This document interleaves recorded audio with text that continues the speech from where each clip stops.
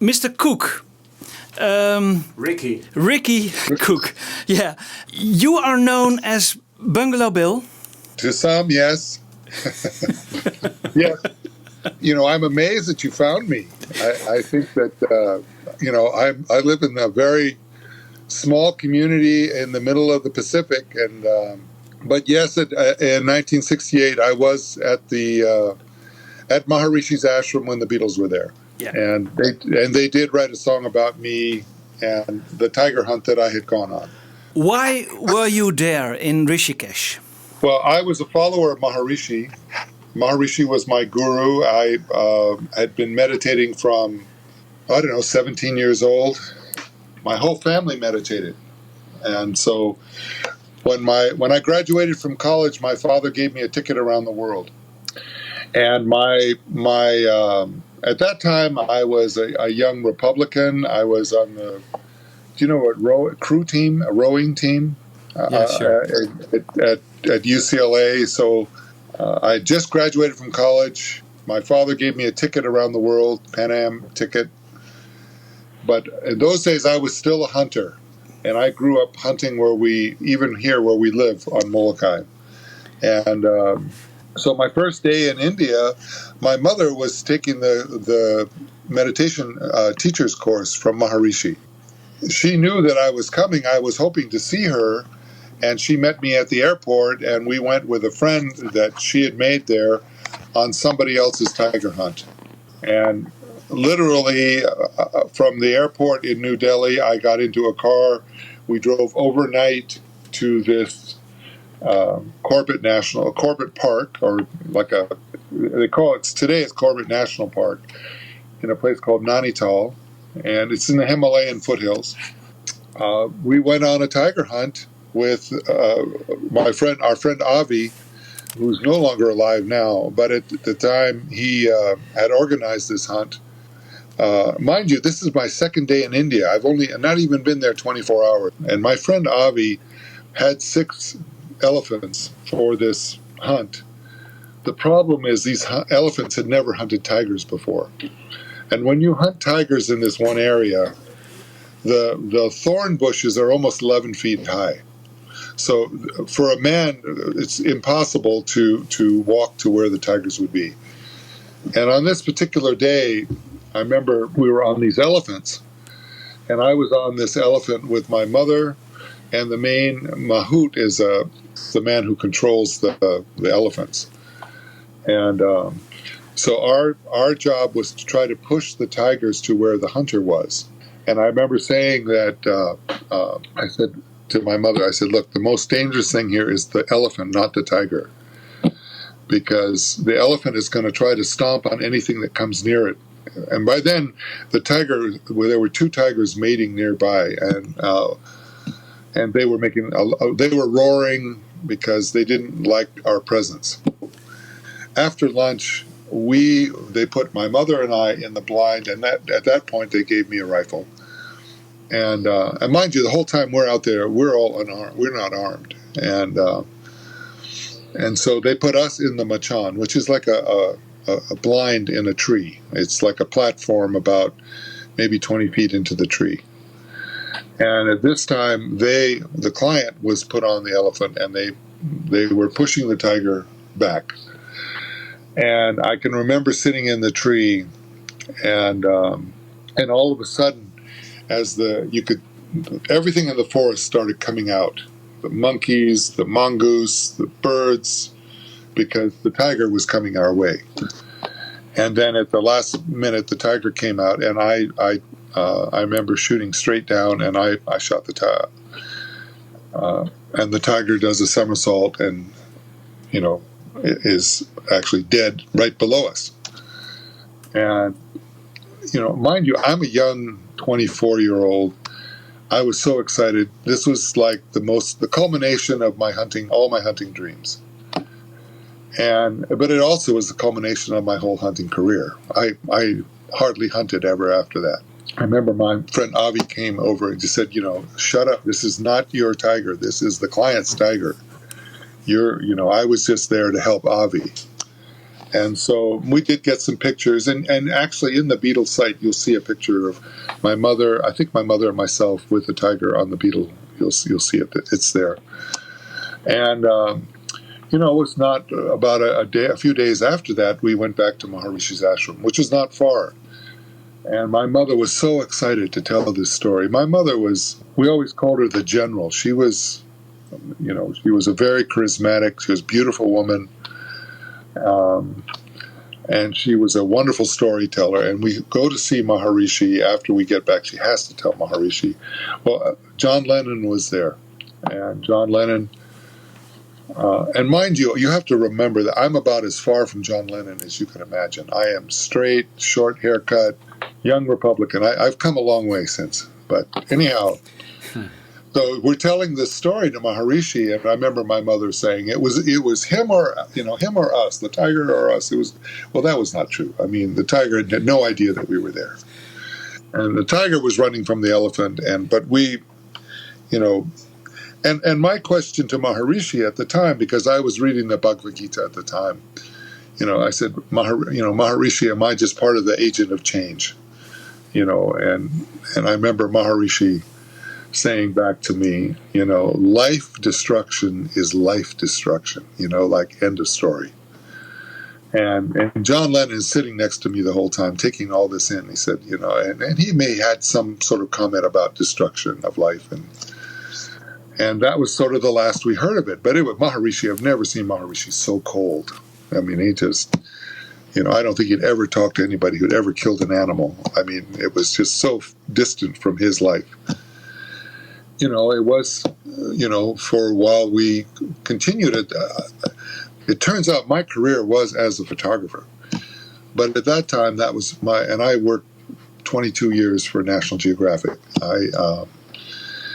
But at that time, I was very young as a photographer, and I did not photograph the Beatles. I have a few pictures, but not much. I wanted to give them their space. But we stayed in the bungalow next door. And my mother quite often was the one that, she made up their spaces. She took a lot of care of Mia. Maharishi didn't know what to do with the celebrities. He didn't know what a celebrity was. And I remember the Beatles were next door, and we had guards around this whole compound. So the Beatles could walk freely. Nobody bothered them. At lunch they would be jamming, making up songs. I remember playing the spoons or playing with the salt shakers and, using the broom as a guitar. Just jamming. Do you remember which songs they played there? One of the songs that they played was the one called Guru Dev. Guru Dev. Oh, yeah. And I don't think it was ever recorded. The Beach Boys, Donovan and the Beach Boys were very much a part of this.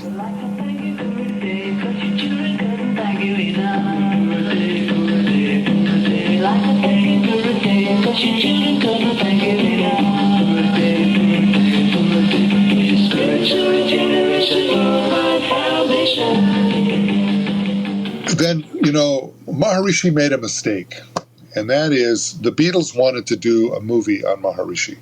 And Maharishi's head of his world organization is a man named Charlie Lutz, and he was in Hollywood at the time. So Maharishi gave the permission for the Beatles to start filming a movie, which they did start to do while we were there. But then all of a sudden, the 4-star group where Maharishi had signed through Charlie showed up at the bottom gate. And the Beatles were outraged by this because they felt that the agreement was with them. They did not want to share it with Paul Horn and his group. And it was a mistake probably on Maharishi and Maharishi's organization's part. So I can remember as the 4-star and Paul Horn arrived at the bottom gate, the Beatles were all of a sudden leaving instantly at the top gate. Not having the Beatles probably ended the whole thing. If the Beatles had been there, and frankly, if the Beatles had done the movie, it probably would be a movie that we would all be watching to this day. Sure, yeah. Yeah. It was a sad opportunity that was missed. Yeah. very interesting story. Your mother was responsible for the decoration and painting of the Beatles bungalows. You too? Yeah. Did you help her? And was that maybe why they called you Bungalow Bill? I think they called me Bungalow Bill because I was American and I was in the bungalow next door. You know, Okay. we shared bungalows, and Bill was as close to my name as to them. To this, you know, they saw me as Bill. Ricky really is my name. But you know, it was months later that my sister hears this you know, the song Bungalow Bill and she starts putting, you know, the Tiger Hunt and Anglo-Saxon Sun, and it's not totally complimentary, but anytime the Beatles are using your name, in some ways it's a compliment. I mean, yeah, it is. Yeah. at least. But so my sister pointed it out, and my mother maintained a correspondence with George Harrison until he died. Okay. Really? And Paul McCartney was always very nice to me. I mean, just because I remember I lent him photography equipment to help him in what he was doing. But the full story, though, the full circle of the story, when George Harrison built his house in Maui, my father's company, he was a contractor, they built beautiful homes in Hawaii. And the most beautiful home my father's company ever built was George Harrison's home in Hana. And I can remember the foreman, who was a good friend of mine. I gave him one of my books a book on Molokai, and I gave it to George, signed it to George, and I signed it Bungalow Bill. Huh. Your mother is called Nancy. Yes. There is a Nancy in the song Rocky Raccoon. Maybe Paul was inspired by your mother's name? I thought the same. Yeah. I thought the same thing. I think that it was it's not that common of a name, you know, for them. And she was a very big presence at the ashram. She handled all the celebrities for Maharishi. Maharishi did not know what to do with them. Are there any particular stories that spring to mind from your time being there about the Beatles? One of the most special times that I can remember, and you know, it was full moon, and Maharishi said, "Oh, let's go for a ride on the Ganges," and they have these big barges that you know, they would push with poles. It didn't.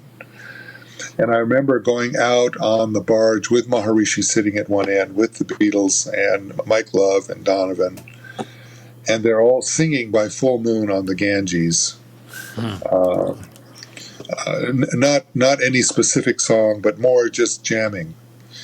And you know, I'm sorry to say, I wish I'd had my iPhone with me and I had the recorder on it. Yeah. And I mean, this was like history and historic moments that were totally unrecorded.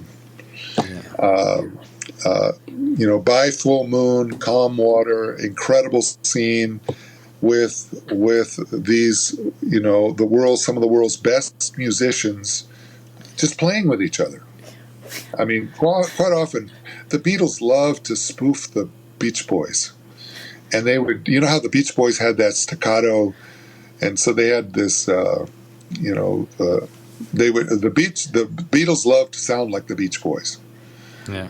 And I think that they, I mean, it was all in I think tremendous fun. I mean, Mike Love was not nearly the musician that the Beatles were. The ones writing the most songs were George Harrison and Paul McCartney. It wasn't until later. And I'm not sure who wrote Bungalow Bill. I think that John Lennon wrote Bungalow Bill. I mean, It was his idea because he was the only one that was a part of that conversation with Maharishi.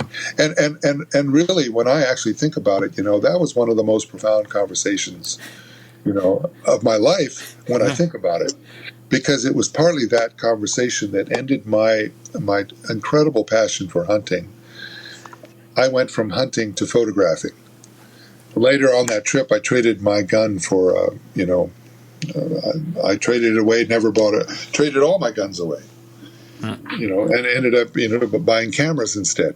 But I went there from there to Africa and really found that taking photos was much more rewarding than shooting something.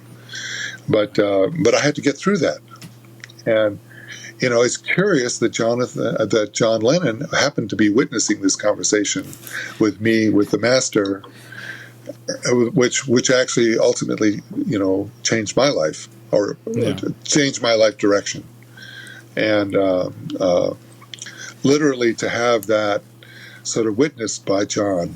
And mind you, I don't think I spoke 10 words to John. We were so different. I mean, and he was shy, and I was more shy. The thing that was always sad for me is, this was a meditation course. This was, and to see the wives and George really blossoming with the amount of meditation. I mean, we're talking 6 hours of meditation a day. That's a lot. You could see that they were changing. The one who was not meditating so much was John. John was evidently, more into drugs. And they had another guy named Alex, I think, and he was the one that would get drugs for them. Alex. I don't know. He was a friend of their manager. Yeah. So you say John took a lot of drugs in India? I don't know that. I don't know. I've only been told that. Okay. I've only been told that in hindsight. You didn't witness. I was not that it. close to being around them that I was more into giving them space. I only saw them at the meals, or when we would have a gathering with Maharishi. But generally, George and Paul would be much more friendly.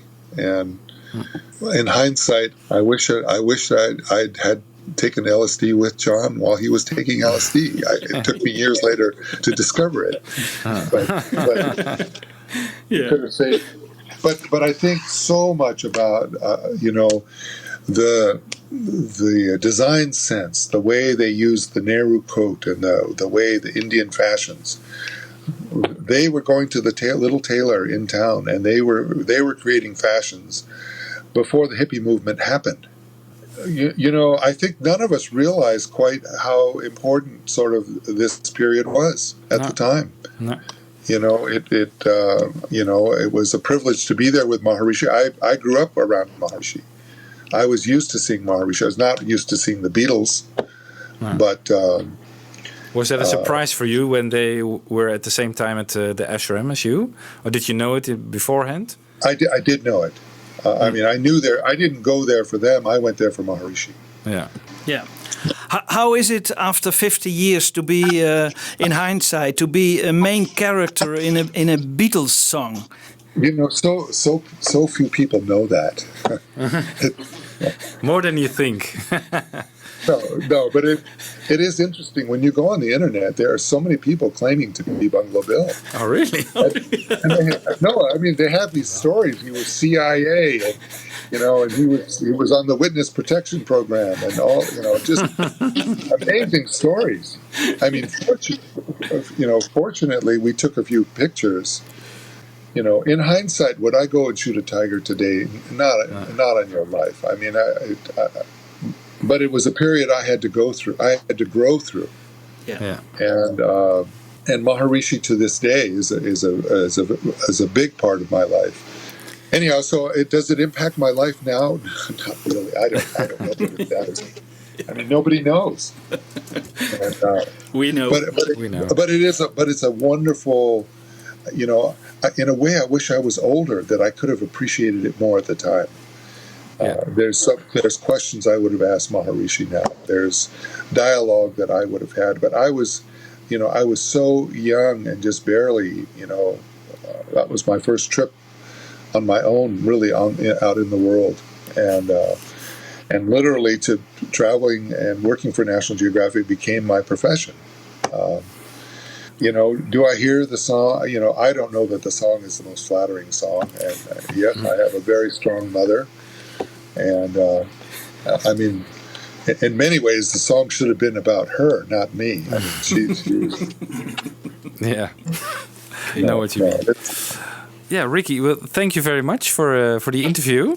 Yes. Well, I hope it helps you. Yeah. Yeah, it certainly will, yeah. If you can see, go on to my, either on my website, Ricky Cook, you would see a picture with me with a tiger. Yeah. With Avi. We saw it, yeah. Or if you go to Aloha Bear, you'll also see the recording of it where I told the story. We would like to take a selfie with you on our laptop, if that's possible. I don't know how you do that. Well, Michiel has an idea, I think. Michiel? Just like this. Yeah. Look that.